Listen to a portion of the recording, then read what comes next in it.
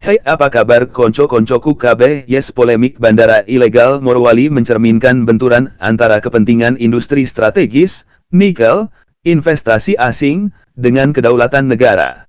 Isu utamanya bukan sekadar ilegal atau tidak, melainkan absennya kontrol negara atas fasilitas vital yang beroperasi di kawasan industri PT IMIP ini adalah faktanya. Coy, kita lihat lokasi dan statusnya, bro. Bandara berada di kawasan Indonesia Morowali Industrial Park, IMIP, Sulawesi Tengah. Bandara ini beroperasi sejak 2014 sebagai bandara khusus swasta milik PT IMIP, bukan bandara umum. Nah, jadi ada masalah legalitas nih.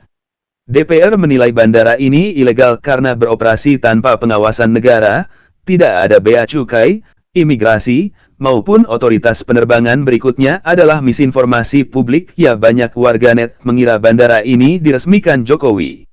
Faktanya, Jokowi meresmikan bandara pemerintah Morowali pada 2018, sedangkan bandara IMIP adalah fasilitas swasta yang berbeda. Selanjutnya adalah kekhawatiran kedaulatan, coy. Anggota DPR menyebut bandara ini berpotensi menciptakan state within a state, karena berjalan mandiri tanpa kontrol negara. Coba kita analisa, ya coy. Pertama adalah kedaulatan versus investasi asing. Yang kedua, bandara IMIP memperlihatkan bagaimana investasi besar asing, Cina, bisa menciptakan infrastruktur vital tanpa keterlibatan negara ketiga. Ini menimbulkan pertanyaan, apakah pemerintah terlalu longgar memberi ruang pada korporasi strategis, sehingga fungsi negara sebagai regulator melemah? Keempatnya, aspek keamanan nasional. Terus yang kelima, bandara tanpa imigrasi dan bea cukai membuka celah bagi lalu lintas manusia dan barang tanpa kontrol. Yang keenam adalah risiko, yaitu penyelundupan, masuknya tenaga kerja ilegal, hingga potensi ancaman keamanan. Ketujuh, coy, transparansi akuntabilitas. Nomor 8. Fakta bahwa publik baru heboh setelah viral di media sosial menunjukkan lemahnya transparansi pemerintah.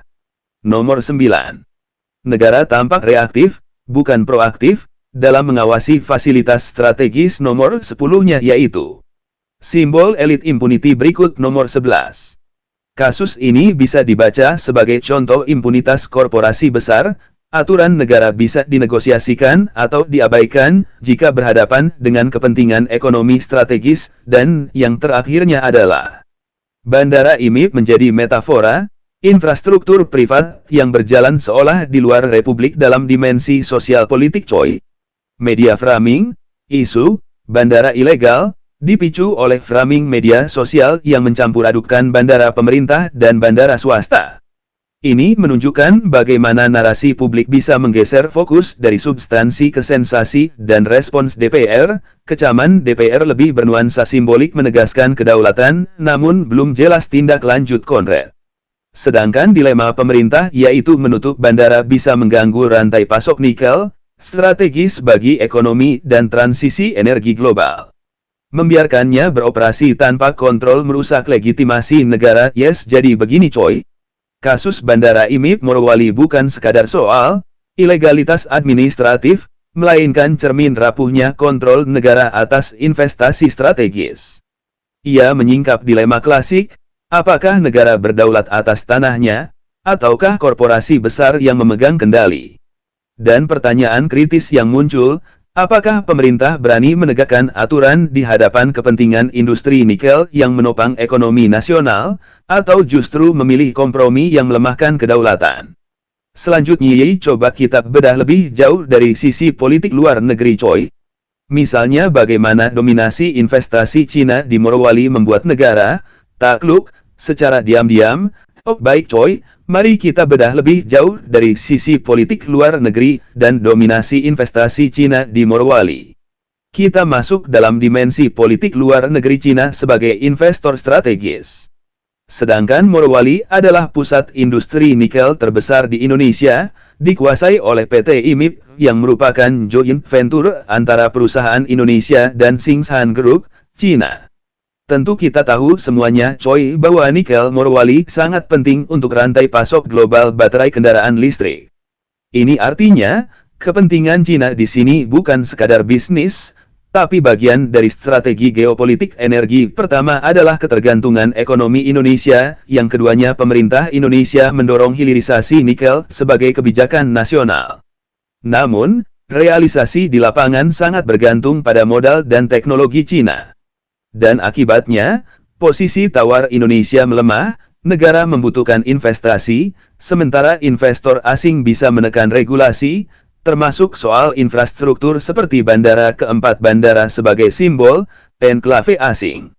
Bandara IMIP yang beroperasi tanpa kontrol negara menciptakan kesan adanya wilayah semi-otonom di dalam republik.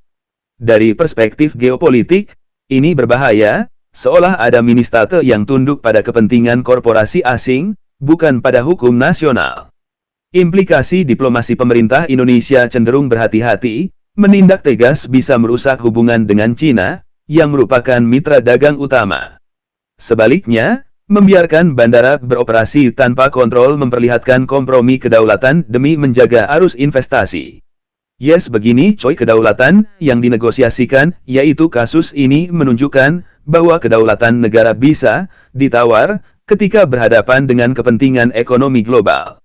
Dan elite impunity, korporasi besar dengan dukungan negara asing dapat beroperasi seolah kebal hukum. Selain itu, ketidaksetaraan global, Indonesia menjadi pemasok bahan mentah strategis, sementara nilai tambah dan kontrol tetap dikuasai pihak asing.